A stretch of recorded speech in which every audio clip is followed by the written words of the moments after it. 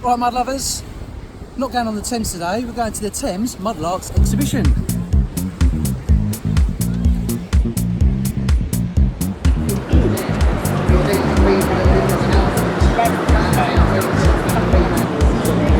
Alright mud lovers, welcome to the Foragers of the Foreshore.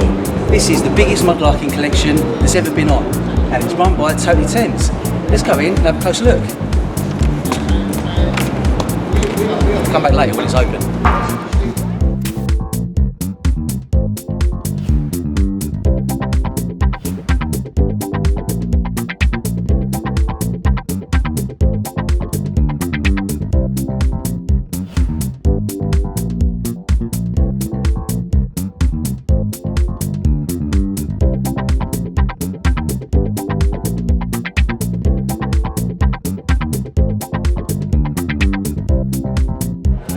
So this is Flo, and she is the curator of Foragers of the Foreshore, and she's going to tell you a brief bit about it.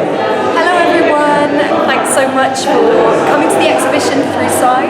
Welcome to Foragers of the Foreshore.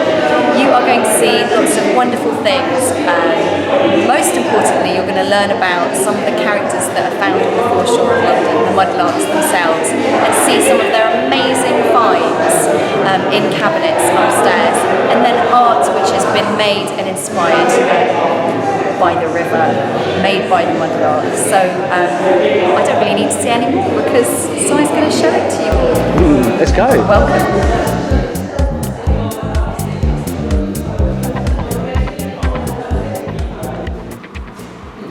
So here's the first cabinet of curios. I think this is pretty much a taste of the sort of things that Mudlarks have been finding. It will take me a long time to go through every item, but you know, you can get an idea there. We've got beads, lead toys, dominoes. There's some 17th century pewter plates, clothes fasteners, pocket watches, keys, beautiful selection of pins. And look at that, actually in bundles of pins. We find plenty of pins on the foreshore, but you can see there how they would have been arranged in that little cluster. Beautiful buttons, buckles, inkwells, and bottles galore. And, not forgetting, a big horse's skull. Mudlarking selections on the table here. Yes, how are you?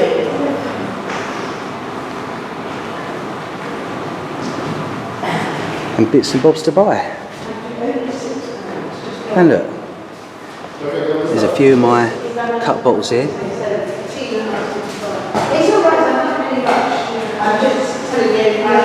Books to buy, prints to buy, lovely pieces of ceramic made into jewellery.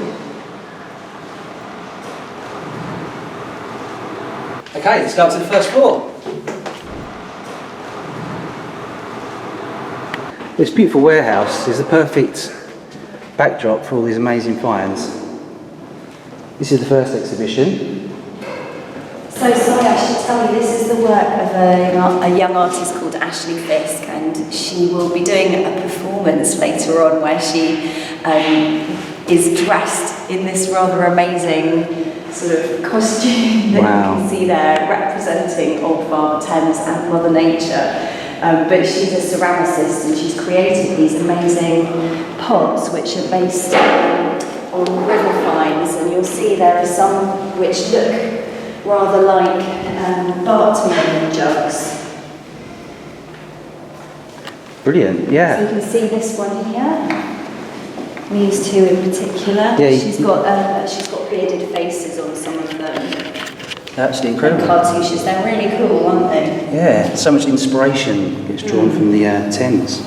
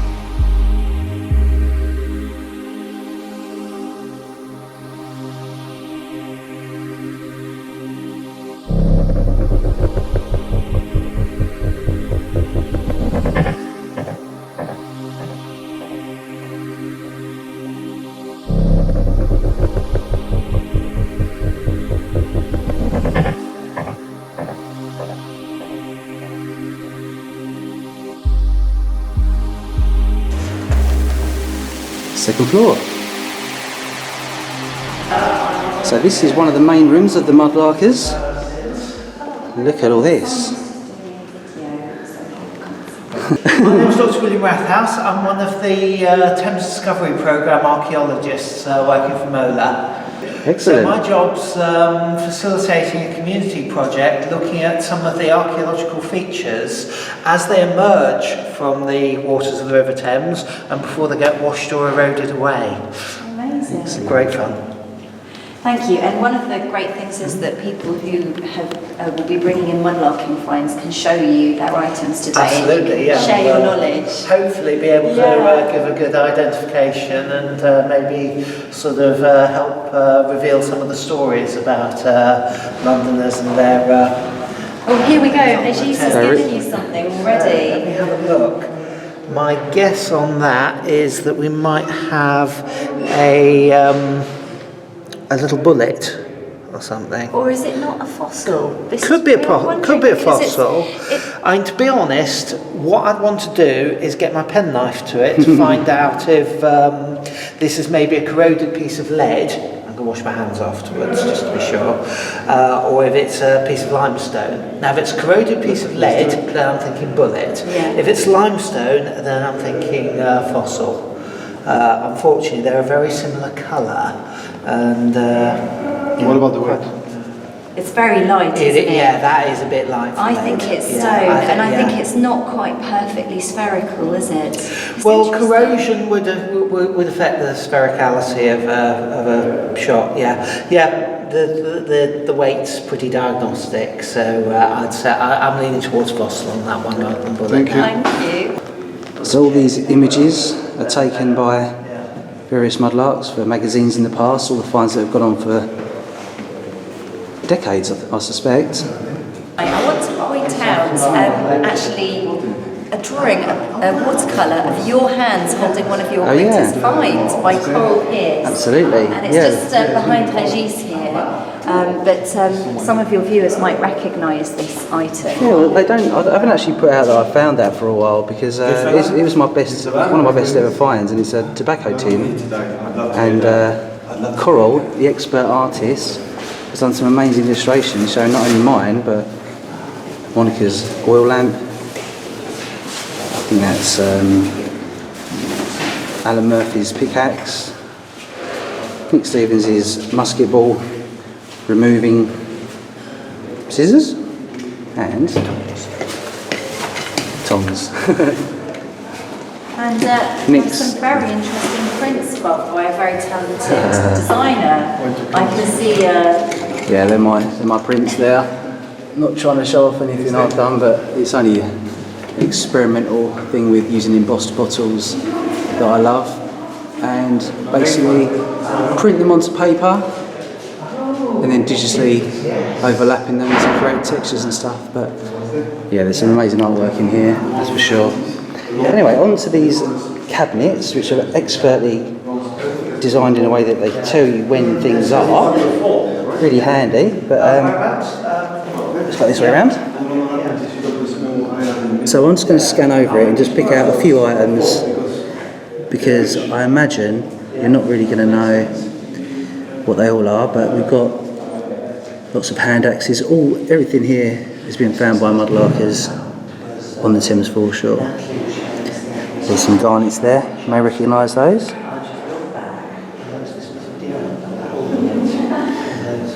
Flint tools.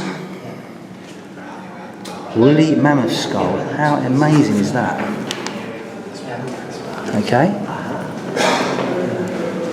Roman pottery.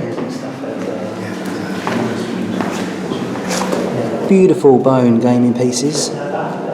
Samian ware, and look at those lovely Roman coins.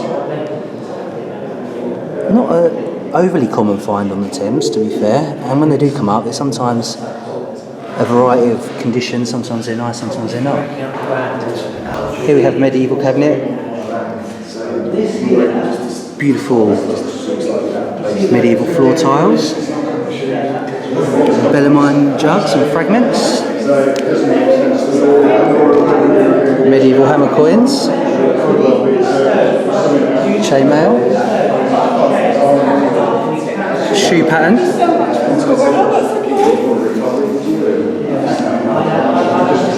Lovely selection of keys. And beautiful pewter bowls.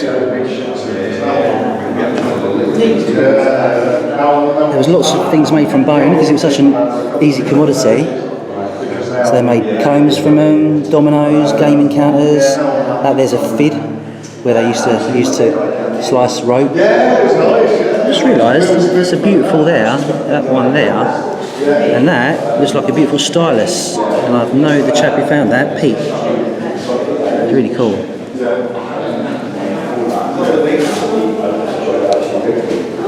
Beautiful sword and dagger shapes. Now this is the Stuart era, the Tudor kind of era, 16th century gems. And look, there's even one there, still is found in the dirt, in the clod. All of that was put there.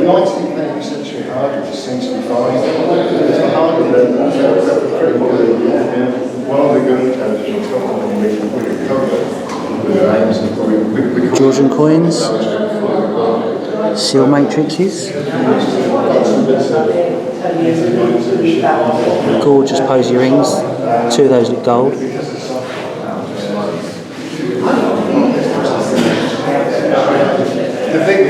Beautiful mallet bottle. Various Georgian spoons. Look, that one's even been engraved on it. That's gorgeous, that one. So personal. See the initials on there. The tokens. And Victorian. All those beautiful rings. I believe they were found by Tobias, I think.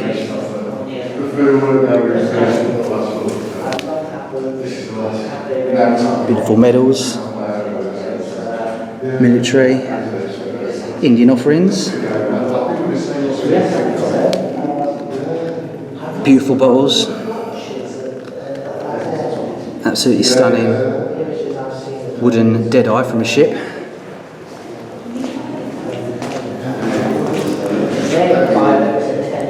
A brick from the coronation from 1902, and also one from the Diamond Jubilee. Well, we all love a padlock, or we do here, and there's no exception to these beauties. They've all got their own individual history, probably from the docks.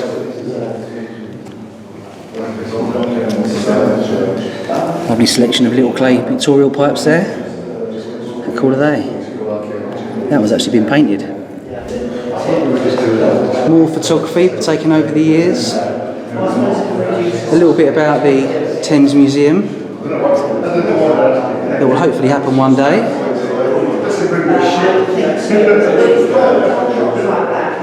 Just pause that if you want to read that. I'm not going to go through it all. Amazing photos taken over the years of posy rings, mudmen. Lovely collage of things that have been happening over the years in terms of the Mudlarks and how they're getting involved.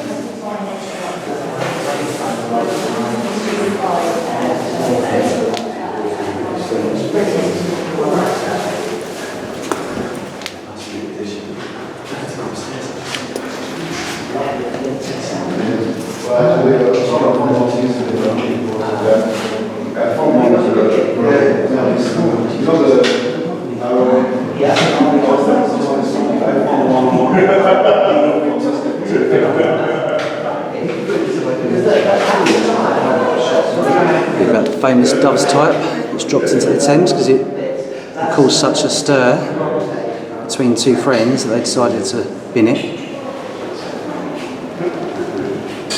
Pretty name token. Long whole picture. A bit about the Society of Thames Mudlarks, without whom we wouldn't be doing it today because they almost tried to put a stop to metal detecting and mudlarking back in the 70s and 80s. If it weren't for those guys back then protesting, we wouldn't have the hobby we have today. So eternally grateful to them. This is a view from the other end. There's just so much to look at. Whether you'll be able to get it or not, I don't know, but if you're interested in any of these items, you can just pause the button and read it.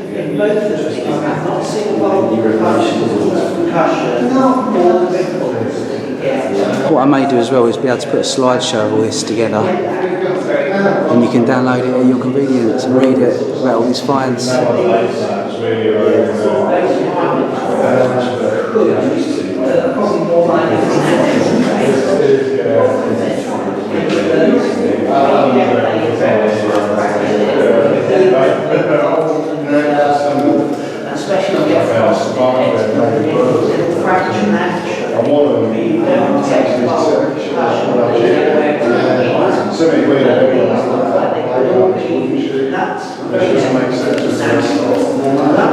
I've seen that before. Gold love token. How neat is that?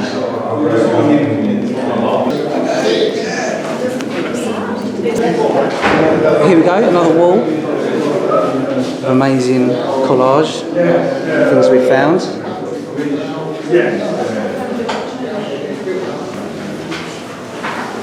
The dog tag that I found.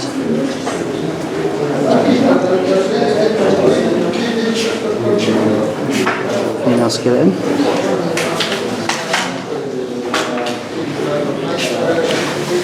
Here's Jules.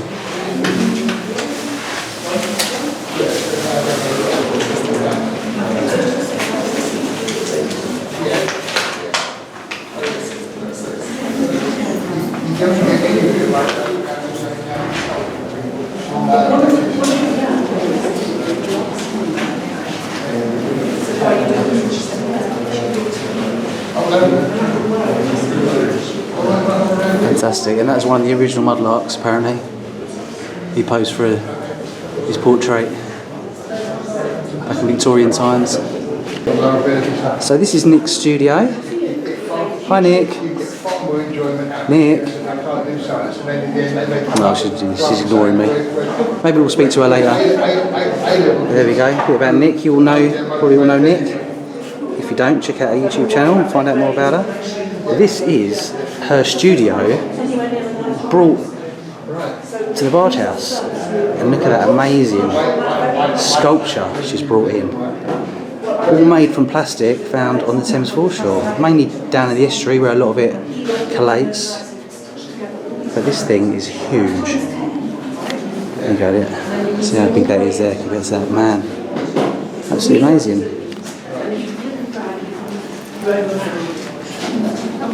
Here's some of the glass that she uses to create her fish. Various messages in bottles. It's a sample of mud, but it's been digested with hydrogen peroxide to get rid of all the organics. Oh, right. All the, strictly speaking, you know, the organics. So all the cell contents. These are the fish that she makes.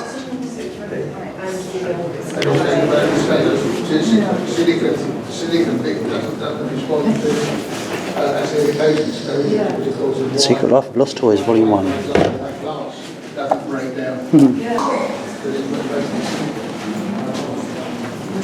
So we can invite people to make their own scale model if they want to of a particular type.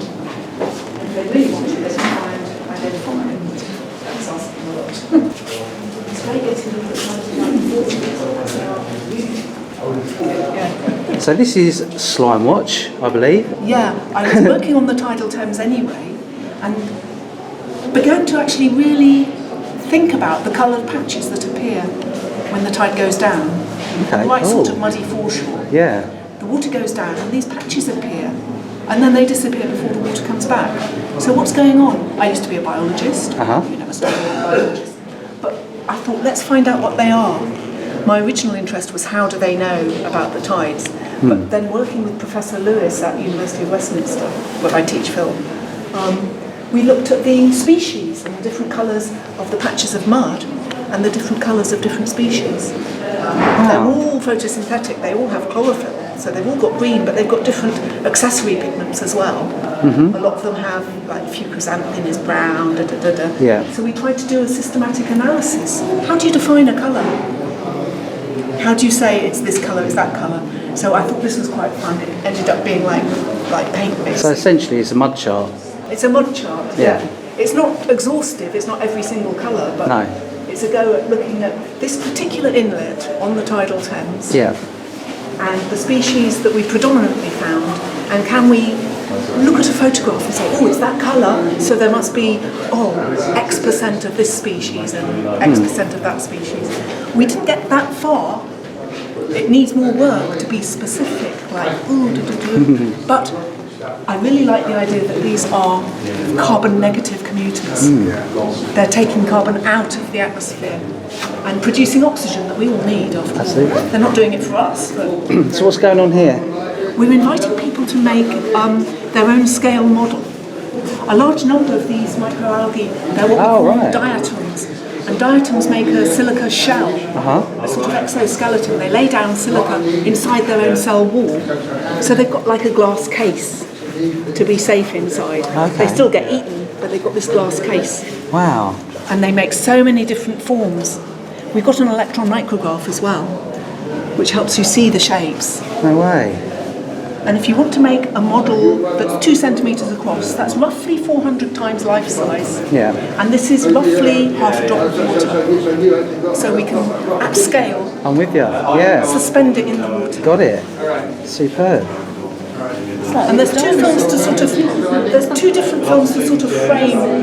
This is the small end of the scale. This film shows you the tide going down, Professor Jane and an undergrad collecting mud, and then what we see under the microscope in that mud. But in the dark side, there's a bigger film that shows you the other end of the scale. You see the moon moving through the sky, the tide following that gravity tug, and then as the water goes down, you see coloured patches appear, and then going away again before the tide comes back.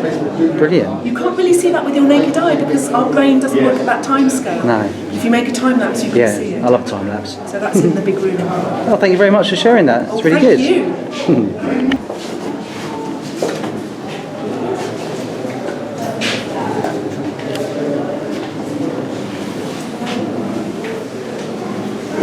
So is that what scale is that? Because that doesn't look that small. Come in here and I'll show you. Okay. That's the sort of teaser to lead you through from the microscopic level of the foreshore up to the normal visible level. So there are things lying around on the foreshore, both of them, but Right. slightly different scale. Thank you. So in here, we've got this piece of work which is called Keepers, Okay. which is a kind of indiscriminate mudlarking.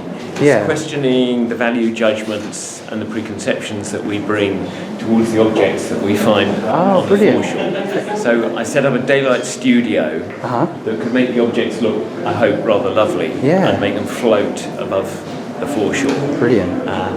And then photographed absolutely anything and everything that was down there without thinking, saying, that's heritage, that's good, we'll keep that, that's toxic, that we mustn't photograph, or that should go to one place or another place. So these are religious offerings, Hindu offerings of coconuts that have flowed down the river to Raynham marshes. And the river recombines things as well, so I found that there are a lot of objects that look quite sculptural, that were mixtures of man-made and natural fibres and materials that the river created. It kind of reweaves everything. And things come adrift from their normal associations, so things which are normally very private become very public. If you think of tampon applicators and wet wipes and all that kind of stuff, they're just lying around down there in public. Things that may move from being legal to illegal, toxic to benign, or benign to toxic, disgusting to beautiful even, or vice versa. And they're all changes that the river has wrought upon these things. Yeah, great. Here. That looks like a duck down the sewer. It's almost, this is a piece obviously called Duck. It's the tidal journey of a plastic duck beneath Custom House Wharf near London Bridge. Okay, yeah. The duck rises up 7 metres over 6 hours and then falls again 7 metres over another 6 hours. And the whole journey is compressed into 8 minutes. Right, so it's a kind of wild ride for this plastic duck. And it comes out of previous work we've done around placing cameras in the tidal flow and allowing the cameras to be taken by the tide. Brilliant. And all the compositions and everything are created by the wind and the water and the tide and the waves, rather than the conventional landscape photography, which is all about very carefully framing things. Yeah. This is I'm not there at all. I just set the thing running, set the parameters up, and off it goes. Yeah. Up here you've got a little an overhead camera, which is tracking the progress of the hapless duck down here. And then you've got two oscilloscope readings. This is the soundtrack from up above, a rather distanced soundtrack, and this is the immersed soundtrack, which is usually a lot more hectic. Right. As experienced by the duck here. Okie doke. And there's headphones for this, which give you one soundtrack in one ear and one soundtrack in the other ear. The whole thing emerged from a collaboration with Professor Sophia Orhede, who's a mathematician at University College London. Very nice. Very interesting. Yeah, it's cool. This is the continuation of Slime Watch at the more visible level. So you'll see the green magically disappearing over a period of about half an hour. No way. That's amazing. And it's not drying out or vanishing that way, it's disappearing back underneath the surface of the mud to protect itself from the incoming tide. No way. And nobody knows how they do it. That's amazing. I never knew that. Life form of its own, isn't it? Yeah. It's almost like a daisy or something. Open up its petals for the day. Yeah. Getting this photosynthesis in. Exactly. And then closing up when the sun goes down. Some similar mechanism, but it's not linked to daylight because the tidal cycle is out of sync with the daylight. It progresses 50 minutes each day. Have you seen what it's like at night when the tide goes out? It doesn't do it at night. Oh, okay. So it's obviously after the UV. It's after the UV, and you can understand that once the tide has gone down, that it would sense that the light was there and it would come up. But how some colonies react to something to make them shrink back before the tide comes in is a more complicated mystery. Brilliant. So this is the photography room with all the portraits of all the Mudlarks taken by the very talented Hannah Smiles. So I'll take you around briefly to each portrait. That one's Anna, looking very angelic.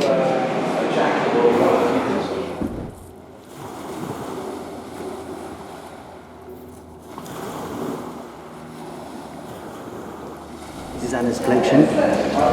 Tiles. Just got a couple of pins there.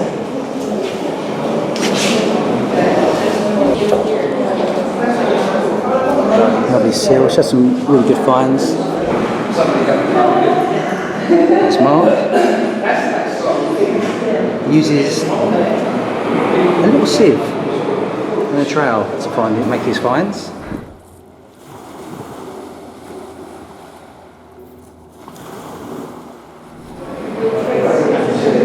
Amazing tiles. This is from Mark's collection. Just absolutely adore those tiles. Might try and make my own one. Stay tuned for that. It's Fiona.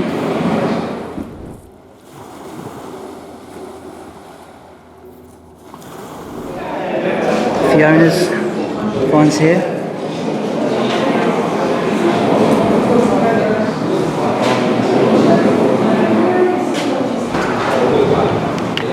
There's Terry, you'll recognise Terry.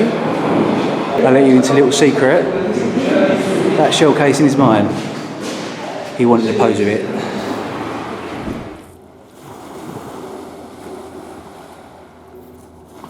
Terry's finds.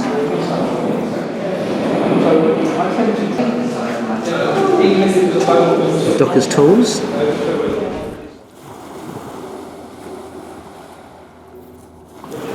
That's Regis. Detecting.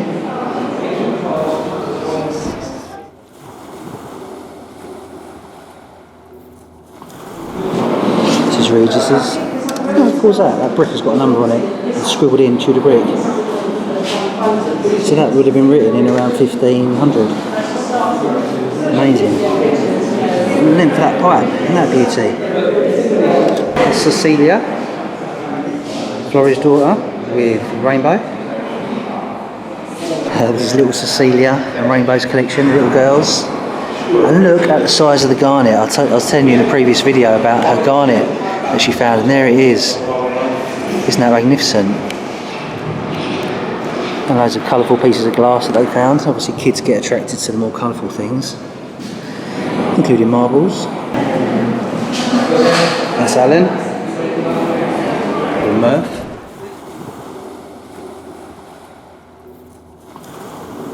This is Alan Murphy's little collection. Square slab. Oh, this isn't. This is Alan Murphy's square slab whalebone, 19th century.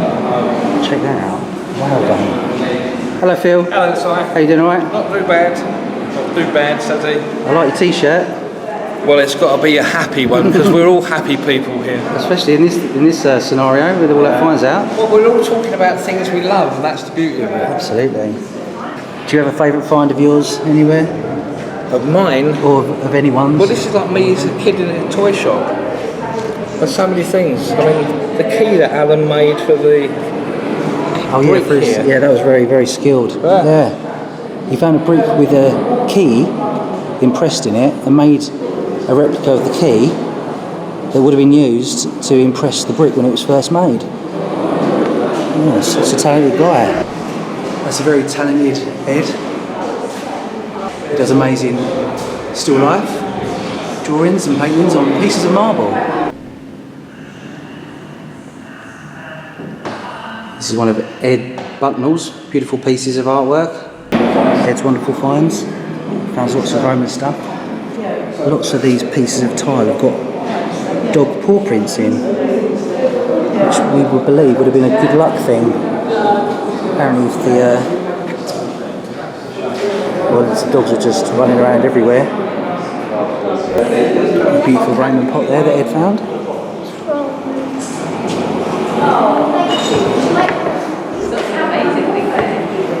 And his beautiful mallet bottle. There's yours truly. Detecting on the south bank there. Pretty happy with that.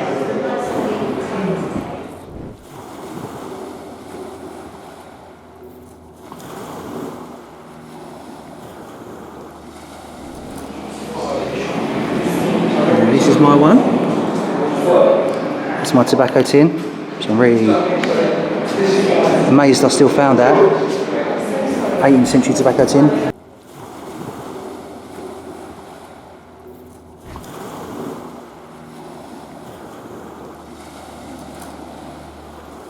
Plantation token, remember that one coming up in a video? If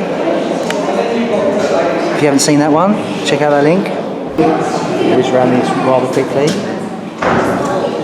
Half pistol, saw that one come up as well. Saxon horseshoe, the video for that. Some case gin bottle. There's cuffs. I love that photo with his head torch.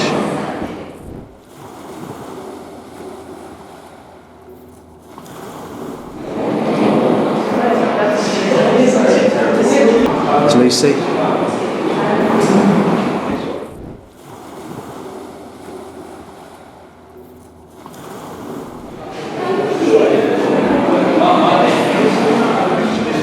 Cod bottles. There's Ray Love.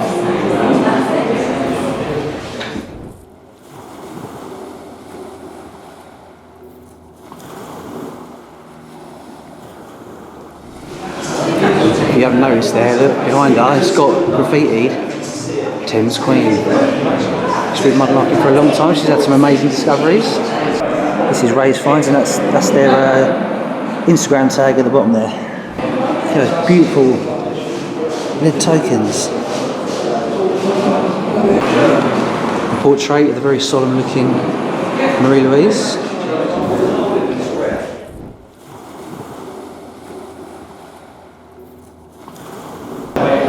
Plumbers, Marie Louise, she's going to probably be in a video coming up soon at the bottle dump. I'm going to take her over there.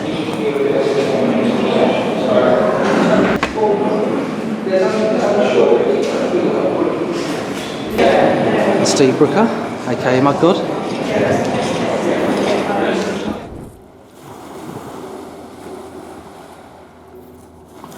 Steve Brooker's collection. We think that one was probably used in the fire of London, because we know that he found that very near the centre of town, and it's actually melted.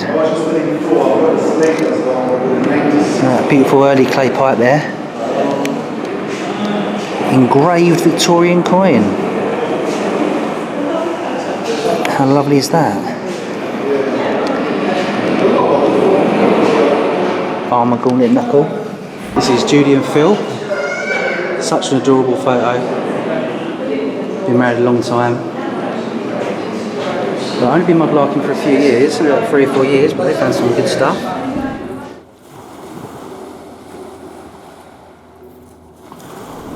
Oh, this is Judy and Phil's.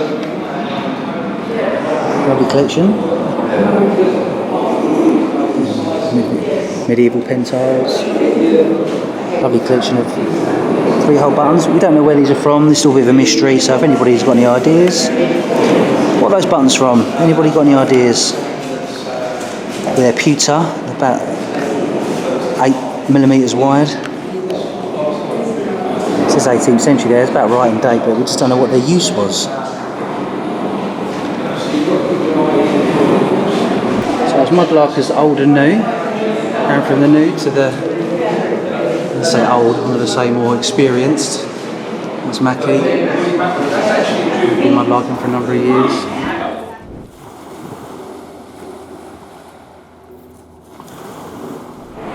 Mackie, another mudlark who's done lots of amazing things in recovering all these relics in the past. True gentleman as well. Some pewter items there. Yeah, that's a slave trade seal. Check that out. God knows how that would have been applied. That's Ian Smith, chairman of the Mudlarks.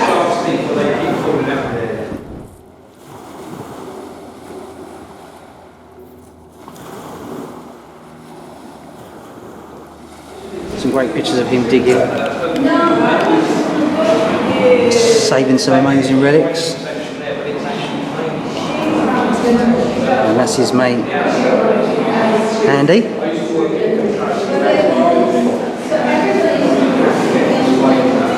He's a treasurer. And that is such a cool photo, look at that.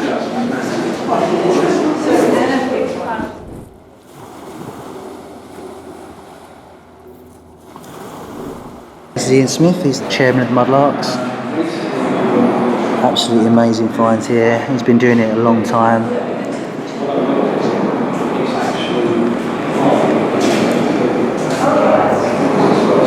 That's lead seals, beautiful jettons, thimbles, iron key, 1700. There's a lovely Steph.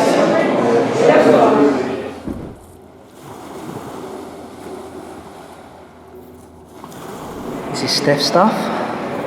It's not on social media, so this is the one and only time you'll ever see what she's been finding.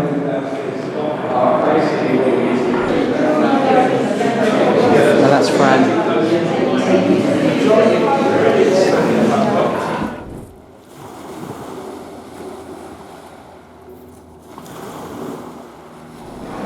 This is Fran's bits and bobs. A fragment of gold, filigree gold. Lovely coins. I like that bead.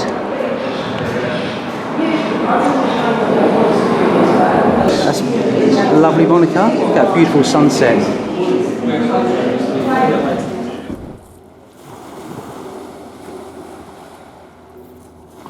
Just looking at Monica's lovely oil lamp there amongst all the other bits. Ted Sandling, author of the book London in Fragments. Very dapper.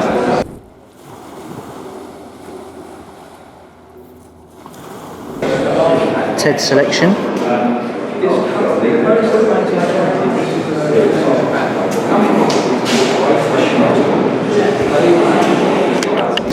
And that's Malcolm on the foreshore at night with his head torch.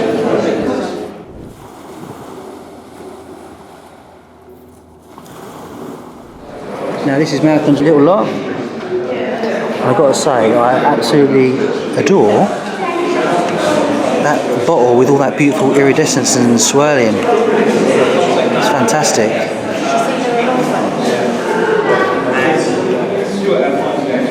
Pewter pipe. And these come off the bottles. There's seals that go on their early bottles.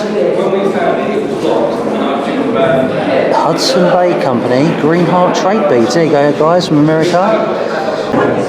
Now you see why I came early, because it's so popular here today. I wouldn't be able to do as much as I did.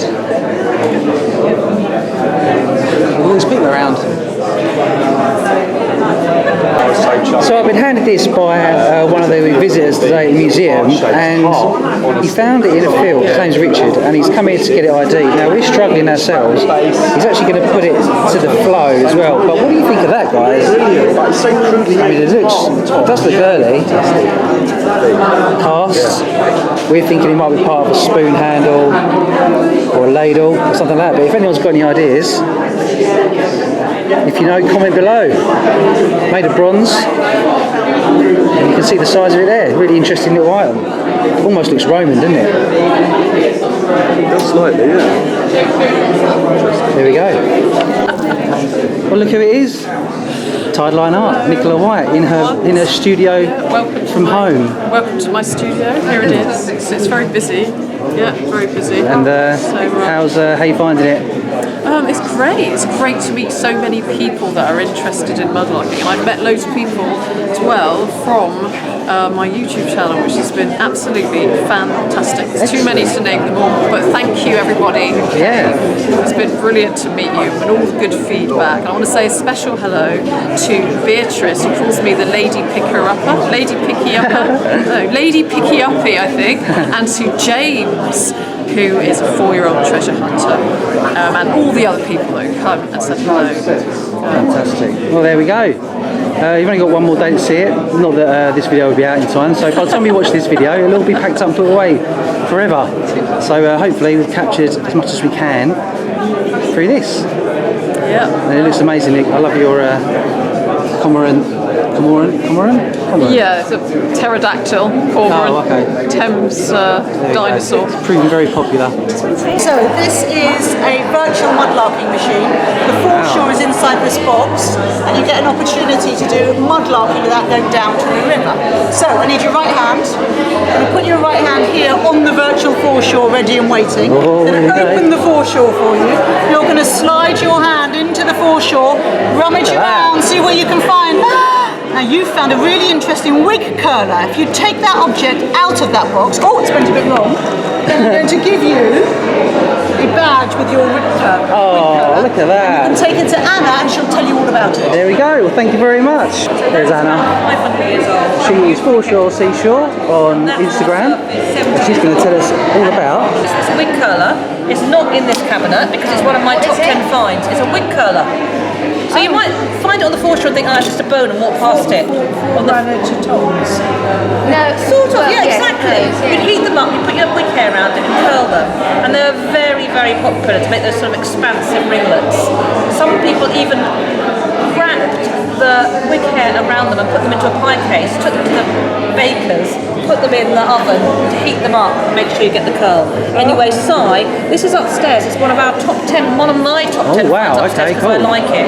And I like it because it's whole and because mudlarks always want to get one of these and tick it off their list. Exactly, and you've managed to find one. And I managed to find one. I know for you, you've probably got a pile of about 40 stacked. I've only ever found 2. Oh, okay. But I found 2 full ones and maybe 2 or 3 halves. Okay. So you've done very well finding a full Anyway, one. I'm very pleased with that. And they're made out of the same material as clay pipes. right. So I think that they're probably I would guess if they were made at the same site as a clay pipe manufacturer, it would make sense, wouldn't it? Those clay pipes here. So it's exactly the same material, so I do wonder.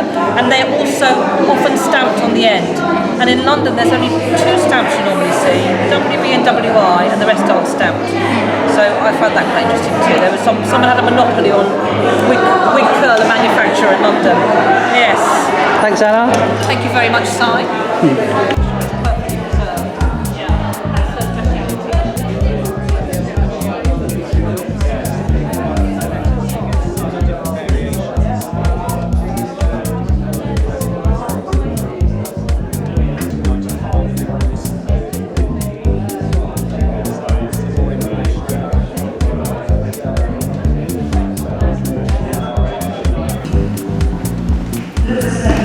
another room, the final room, with Hannah's beautiful portraits. You'll see these on the south bank. I'll show you those later.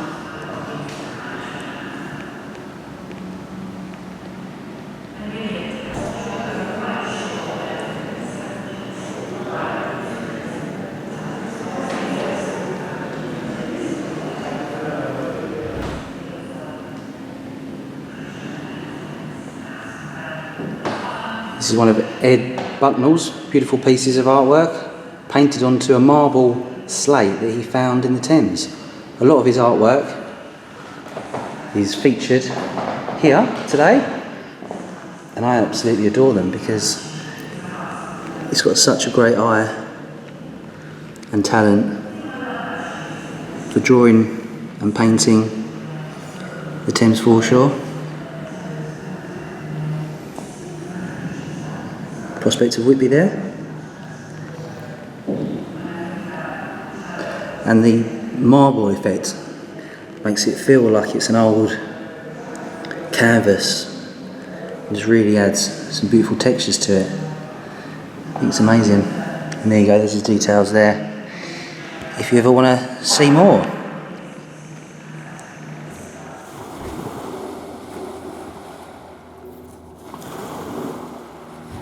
Jackie Wise is also an amazing artist. Here she draws inspiration from the Thames pipes. She does loads of other types of artwork as well, so again, see her Instagram for even more. A few of her pipe bowls there that she's collected and sketched.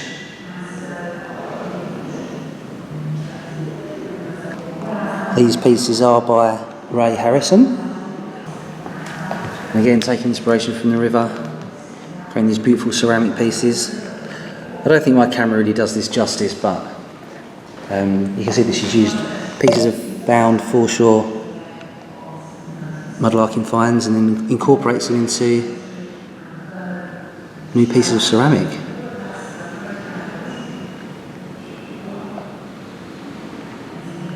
What a great way to repurpose finds.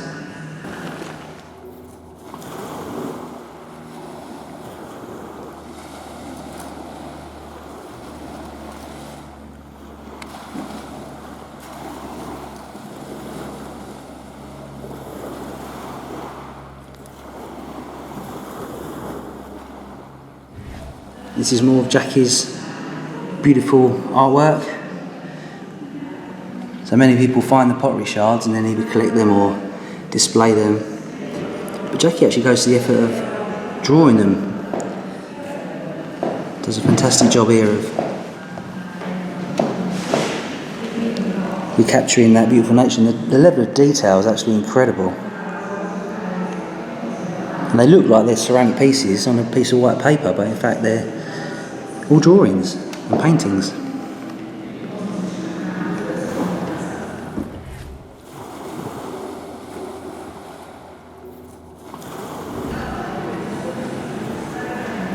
A very talented guy called Johnny. He also draws a lot of his finds and creates them in the form of a diary.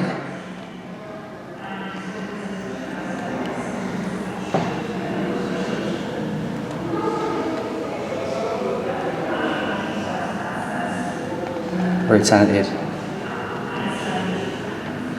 The detail in that coin is remarkable.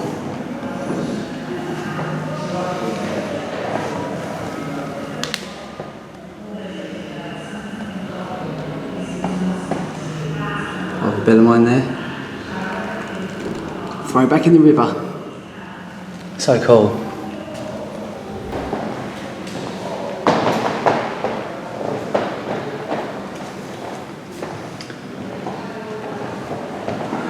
One that I don't think was on display on the bankside was this swastika.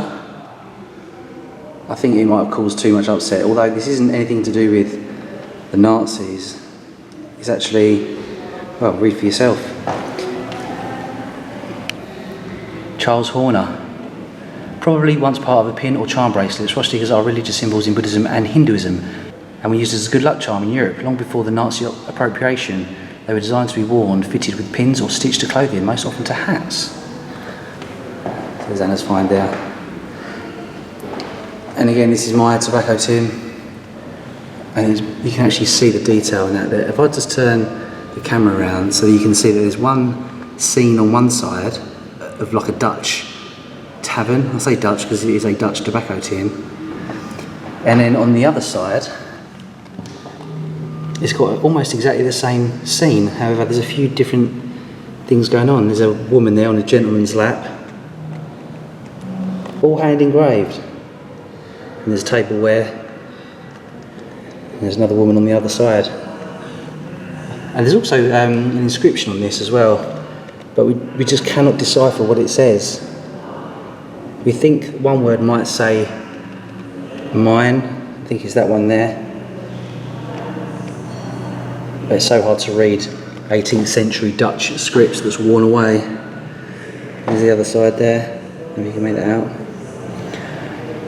It could be a poem or a saying or a motto or a message from a loved one maybe, because it was probably owned by quite a wealthy merchant. His tobacco wasn't cheap, and so he had a whole tin of it. So let me introduce you to my friend Nick Stevens. Hello. He's going to tell you a bit more about the Thames Museum project. So the Thames Museum is still in its idea stage at the moment, but for us Mudlarks, we want to have somewhere which would be a permanent location to show off all the amazing finds that we've made.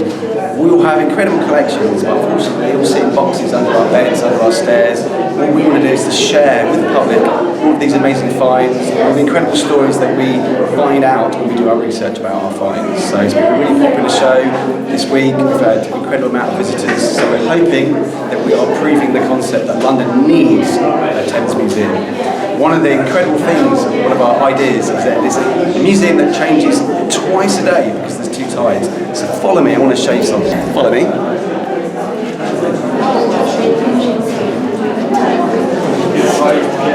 So just to prove the fact that we can put something on display that we found the day before or the same day, this is a find I made last night.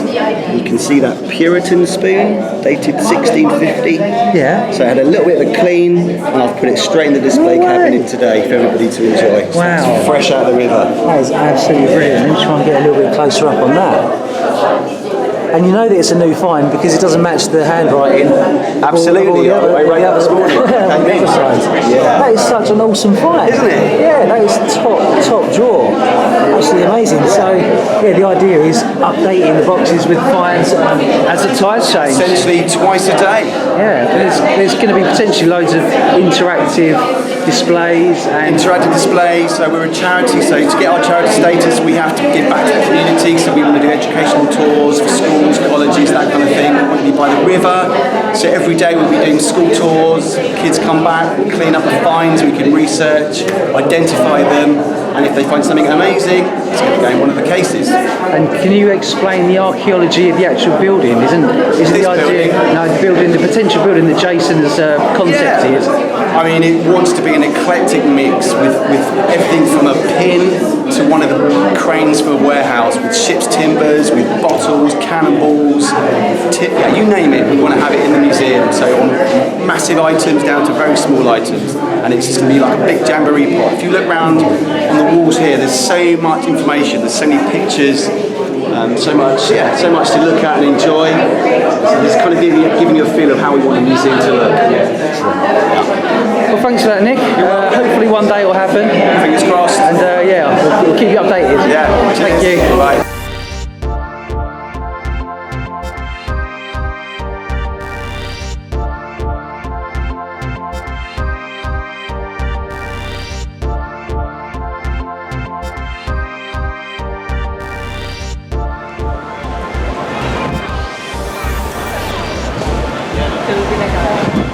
So here I am on the south bank, showing some of Hannah's photographs. She's taken of all the finds. This is my tobacco tin that I found a few years ago. These photos were in an exhibition a few months ago, and this is all part of the Totally Thames Festival. There's loads of other photographs of other beautiful finds. Let's go and have a look.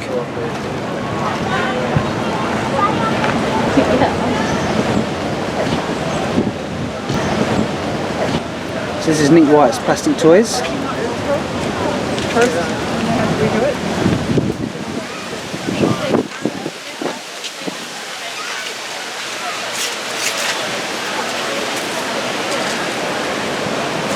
Anna's glass in the vase. My personal favourite is Tony Thera's Pilgrim's Badge.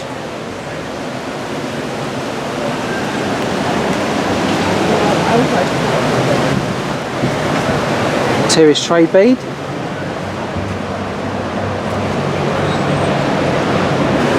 A whalebone found by Murph. Clay pipe bowl from Susie White.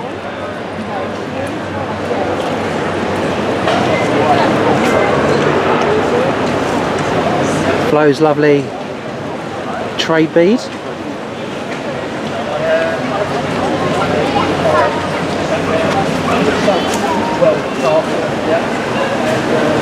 Nick's awesome musket ball retrievers. Imagine a musket ball being stuck in your leg and those tweezers had to be used to pull it out.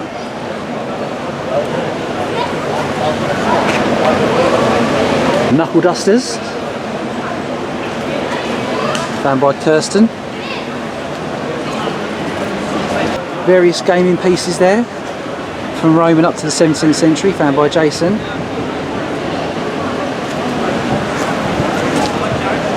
Staffordshire slipware pieces found by Ted. And finally, Monica's Roman oil lamp. So how cool is that? All this stuff. Oh, sorry, one more. Lovely glass buttons found by Flo. I think that's, oh, one more. It just goes on and on. So this is a coin that Steve Brookie found, and it's really cool because it's actually got Hangman's Noose in the year 1677 on it. How awesome is that?